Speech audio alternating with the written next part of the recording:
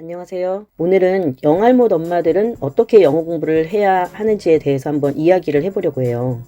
사실 지금도 영어를 썩 잘하는 사람도 아닌 제가 이렇게 영상에서 영어에 대해서 떠들어대는 것이 맞나? 가끔 이런 생각이 들기도 하더라고요. 근데 또 생각을 해보면 우리 엄마들이 영어 공부 좀 다시 해볼까 하고 생각하는 이유가 우리가 뭐 통역가가 되려고 하는 것도 아니고 원어민하고 자유롭게 대화를 하고 싶다거나 어려운 수능 문제를 푼다던가 뭐 그렇게 뛰어난 실력을 갖고 싶어서 하려고 하는 건 아니잖아요. 그저 아이에게 영어책 좀 편안하게 읽어주고 아이가 영어에 대해서 물어보면은 남편 앞에서 좀 잘난 척도 해보고 싶고 아이랑 영어로 몇 마디 주고받는 것도 좀 해보고 싶고 또 나는 나대로 영어 소설 같은 것도 좀 읽어보고 싶고 이렇게 어떻게 보면 정말 소소할 수 있는 이 정도 말이죠. 딱 요 정도만 영어에서 자유로울 수 있다면 어쩌면 인생이 바뀔 수도 있을 것 같은데 말이에요. 우리나라 영어 교육이 뭐 어떻다 저떻다 그래서 우리들 영어가 이렇다 이런 얘기는 지금은 하지 말자고요. 오늘 제가 이 영상에서 얘기하고 싶은 건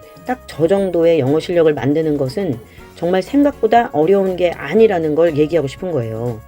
초등학교만 나왔다면 누구나 그것도 잘하게 될 수 있다고 얘기하고 싶은 거죠. 어떤 분야를 막론하고 어떤 것을 잘하게 되는 비결은 만고진리의 유일한 방법이 있죠. 바로 꾸준함 아니겠어요? 영어는 더더욱 그런 것 같아요. 언어기 때문에 그럴 수 있는 거죠. 그럼 이제 그 꾸준함을 지키기 위해서 제가 생각하고 있는 반드시 기억해야 할 두 가지를 먼저 이야기해 볼게요. 하나는 처음에는 너무 열심히는 하지 말자는 거예요. 그리고 또 다른 하나는 할 수밖에 없는 환경을 만들자는 거죠. 대충 무슨 얘기를 할지 짐작이 가시나요? 뭐든지 다이어트에 비유를 하면 이해하기가 쉽더라고요. 제가 늘 다이어트에 실패하는 이유도 바로 저런 이유들 때문인데요. 처음에만 너무 끌어오른다는 거예요. 그리고 다이어트를 굳이 해야 할 이유가 없다는 거죠. 이건 영어든 독서든 운동이든 실패하는 원리는 다 똑같더라고요. 다이어트를 시작을 하려고 하면은 매주 월요일마다 아니면은 매월 1일마다 어찌나 열정이 넘치는지 현미밥에 고구마, 계란 샐러드 이런 것만 먹으면서 운동을 막 2시간씩 하고 그러는 거예요. 며칠 하다가 보면은 반드시 무리가 오게 되죠. 허리 부상이 온다든지 그렇게 되면 나가 떨어져서 우울해지고 한참을 다시 해볼 생각을 못하게 되더라고요. 다시 마음을 잡기까지 왜 그렇게 오래 걸리는지 말이에요. 실패의 경험이 그렇게도 싫은 기억으로 각인이 되는 거겠죠. 또 한편으로는 해야 할 이유도 뚜렷하지가 않은 거예요.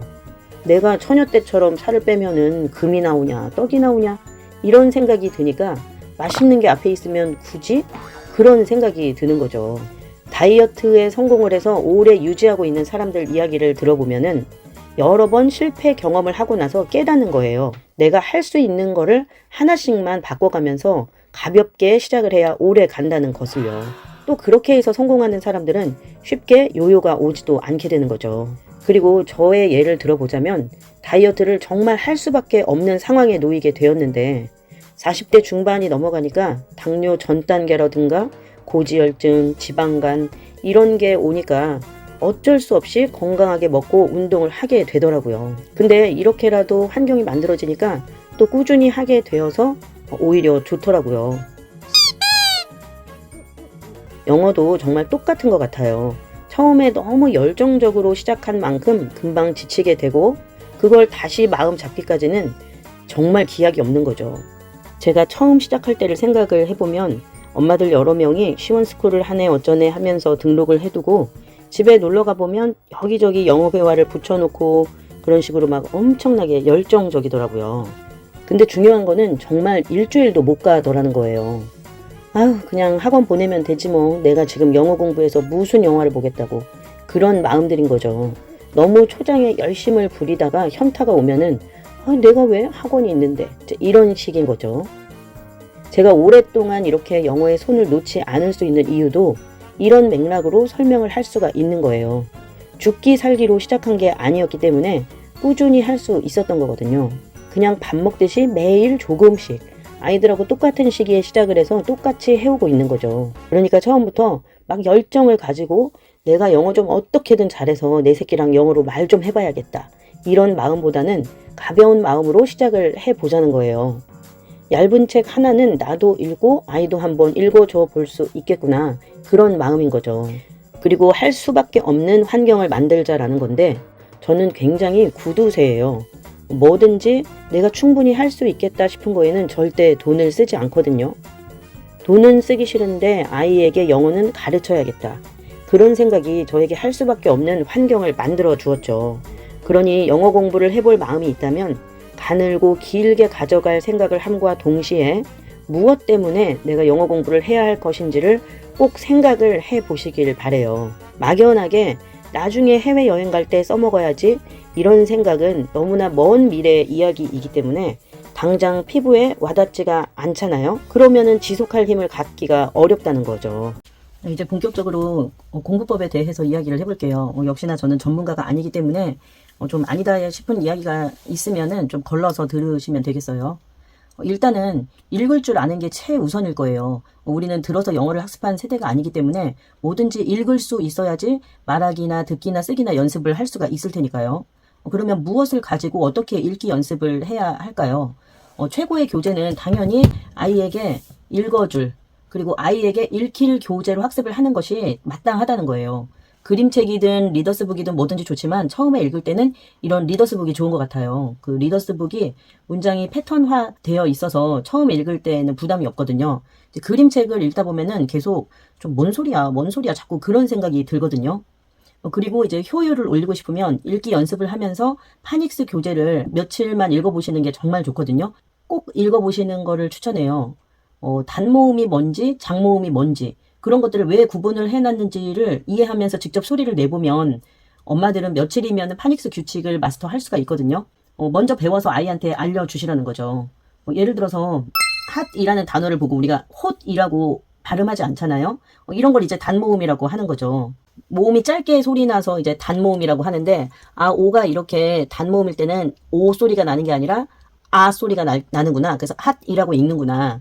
그리고 노트라는 단어를 보면은 여기 끝에 이가 있잖아요. 이와 이 끝에 이가 있는 것과 이 오가 만났을 때 이 오가 여기서는 자기 이름의 소리를 내는구나. 오 이렇게 소리가 나는구나. 그래서 노트 이렇게 읽는다는 거죠. 이런 걸 이제 장모음이라고 하는데 이런 거를 파닉스 교재를 읽으면서 완전히 이해를 하고 발음을 해보시면은 훨씬 빠르게 읽는 실력이 늘게 되거든요. 이런 걸 전혀 모르고 읽기 연습을 하면은 너무 체계가 없어서 정말 오래 걸릴 수가 있거든요. 파닉스 교재를 며칠 읽어보면서 발음을 많이 해보면서 이런 책으로 읽기 연습을 하시라는 거죠. 그리고 이제 읽기 연습은 각자 맞는 방법으로 하시면 되는데 이거는 4단계 책인데 처음에 하실 때는 1단계든 2단계든 수준에 맞는 것으로 하시면 되죠. 저 같은 경우는 어떤 식으로 하냐면은 보통은 오디오를 들으면서 많이들 읽으시잖아요.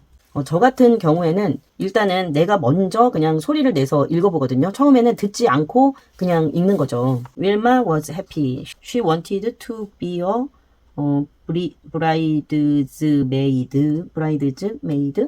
이런 식으로 읽다 보면은 조금 발음하기 어려운 단어가 나오잖아요. 일단 마음속으로 체크를 해두고 끝까지 쭉 읽는 거예요. 끝까지 쭉 읽은 다음에 세이펜으로 들으면서 따라 읽는 거죠. The wedding. She wanted to be a bridesmaid. She wanted to be a bride. She wanted to be a She wanted to be a bridesmaid. She wanted to be a bridesmaid. She wanted to be a bridesmaid. 이런 식으로 세이펜을 들으면서 다시 따라 읽는 거예요.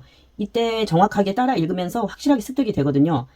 내가 읽었던 것이 여기서 잘못됐구나. wanted to가 아니라 wanted to 이렇게 발음하는구나. She wanted to. 연음도 여기서 이제 배우는 거죠. She wanted to be a bridesmaid라고 하는구나. 이렇게 습득을 하고 여러 번 따라 읽는 거예요. She wanted to be a bridesmaid. She wanted to be a bridesmaid. 이런 식으로 계속 따라 읽으면서 끝까지 세이펜을 들으면서 연음과 잘못된 발음을 이제 수정을 하면서 끝까지 따라 읽는 거죠. 이제 이렇게 해봤자 처음에는 한 10분 정도면은 충분하거든요. 이제 그러고 나서 내용을 파악을 하는데 이제 내가 처음에 한 번 읽고 세이펜을 따라 읽었잖아요. 그래서 이제 대충 읽으면서 이런 내용이겠구나. 이런 유추는 가능하게 되는 거죠. 이 책에서 보면은 put on하고 got on이 계속 반복이 되는데 이제 어떤 상황인지 이 그림을 보면서 충분히 파악이 가능하거든요. He put on the cap. 캡이 모자잖아요. 지금 put on the cap이니까 모자를 썼구나. put on이 모자를 썼다는 그런 뜻이겠구나. 요 정도 지금 유추를 할 수가 있는 거고요. 또 이제 mom got on the box 하면서 지금 got on이 계속 반복이 되거든요. Keeper got on the log. 까론이 뭔가 좀 어디에 올라가는 그런 표현이겠구나. 이런 식으로 유추를 하면서 표현을 하나씩 익혀가는 거죠. 이런 거를 이제 네이버 같은 데다가 쳐서 찾아보는 거죠. 그러면 이제 여러 가지 뜻이 나오거든요. 그런 것들이 처음에는 너무 표현들이 여러 가지이기 때문에 처음에는 헷갈리고 그런 것들이 이제 좀 짜증이 날 수가 있는데 그런 것 때문에 포기하기가 쉽거든요. 근데 그런 고비에서 힘들어 하지 마시고 유튜브나 블로그 같은 거 찾아보면은 정말 자세하게 알려주거든요. 이제 그런 거를 습득을 해가지고 새로 알게 됐던 표현들을 모아가지고 노트에 써놓으시고 여러 번 반복해서 말도 해보고 그러다 보면은 조금씩 실력이 쌓이게 되는 거죠. 다이어트도 살이 빠지기 시작하면은 재미가 나서 더 열심히 하게 되듯이 공부도 마찬가지거든요. 이거 하다 보면은 궁금한 거는 스스로 찾아보게 되고 이렇게 저렇게 방법을 스스로 찾게 되거든요.